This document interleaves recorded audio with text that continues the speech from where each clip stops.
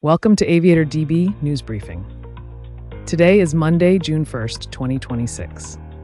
Here's a look at weather across the nation today. In the East Coast, New York is looking at overcast with a high of 71 and a low of 54. In the central U.S., Chicago is looking at overcast with a high of 68 and a low of 54. In the West Coast, Los Angeles is looking at foggy with a high of 82 and a low of 57.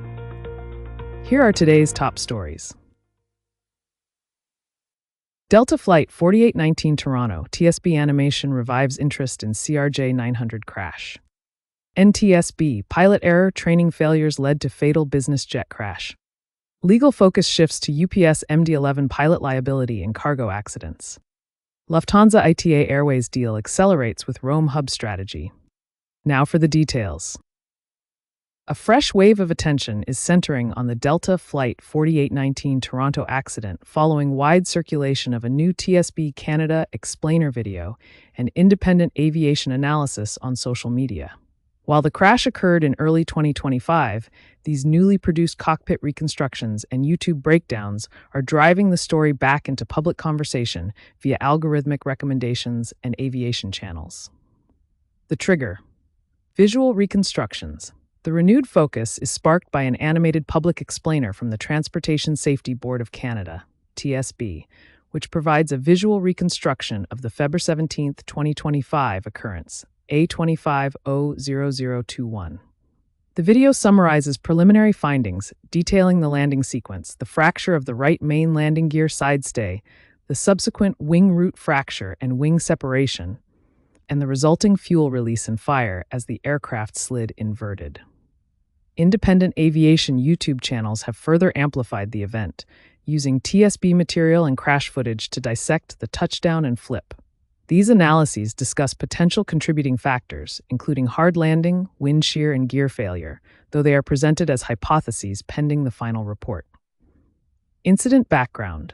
On February 17, 2025, Delta Connection Flight 4819, a Bombardier CRJ-900 operated by Endeavour Air, arrived from Minneapolis-St. Paul International Airport to Toronto Pearson, CYYZ.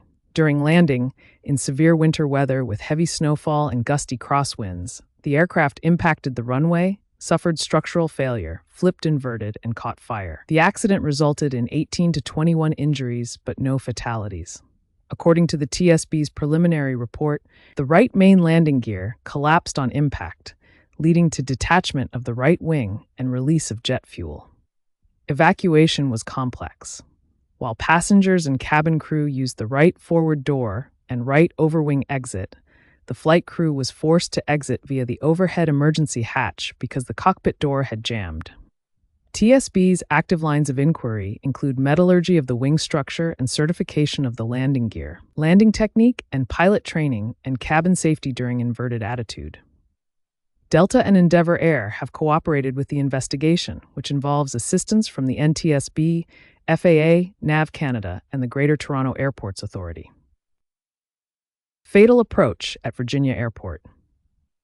An Israel Aircraft Industries 1125 Westwind Astra crashed March 10, 2024, during an instrument approach to Ingalls Field Airport in Hot Springs, Virginia, killing all 5 aboard. The victims included 2 pilots and 3 passengers, a company CEO and members of his family. The aircraft struck rising terrain about 300 feet short of runway 25. Captain ignored safety warnings. The National Transportation Safety Board attributed the probable cause to the captain's failure to monitor altitude during an unstabilized ILS approach. The crew operated the aircraft in vertical speed mode, causing continuous descent below the glide slope. A contributing factor was an incorrect altimeter setting that masked the aircraft's actual altitude. Cockpit recordings show the first officer repeatedly warned the captain the aircraft was below glide slope and suggested a go-around, but the captain failed to act until seconds before impact. Training deficiencies exposed. The investigation revealed systemic failures in the operator's hiring and training practices. The captain reportedly required up to 11 attempts to pass simulator checks, despite warnings from other pilots and instructors about performance deficiencies. The NTSB findings highlight breakdowns in crew resource management and organizational oversight, suggesting the accident resulted from cumulative errors across multiple safety barriers. Civil litigation involving victims' families in cargo accidents has increasingly focused on the liability of pilots, specifically within UPS-operated wide-body freighters. While lawsuits often name individual flight crews, legal experts suggest these filings are frequently part of broader strategies to address systemic failures in aircraft design, operator training, and the carriage of hazardous materials. The MD-11 and cargo fire precedents. Much of the legal scrutiny stems from the McDonnell Douglas MD-11's reputation for demanding handling characteristics during landing, as seen in the 2009 FedEx Flight 80 crash at Narita, Japan. In such cases, plaintiffs often allege pilot error regarding energy management and flare technique. Cases like UPS Flight 6, a Boeing 747-400F that crashed in Dubai in 2010, highlight the lethal risks of lithium battery cargo fires, shifting focus toward corporate responsibility and regulatory gaps in hazardous goods oversight.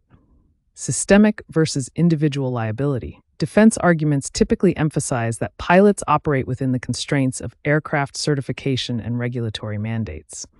Aviation safety specialists note that in high-stress scenarios, such as rapidly developing main deck fires or unstable approaches, the line between human error and systemic vulnerability is often blurred.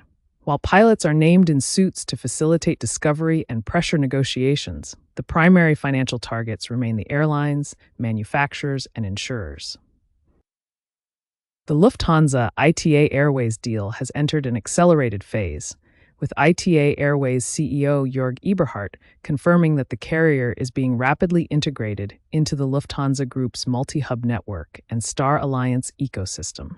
Following Lufthansa's decision in May 2026 to exercise its option to increase its stake in ITA to 90%, the airline is being positioned as the Italian pillar of the group, with Rome Fiumicino serving as a primary intercontinental gateway.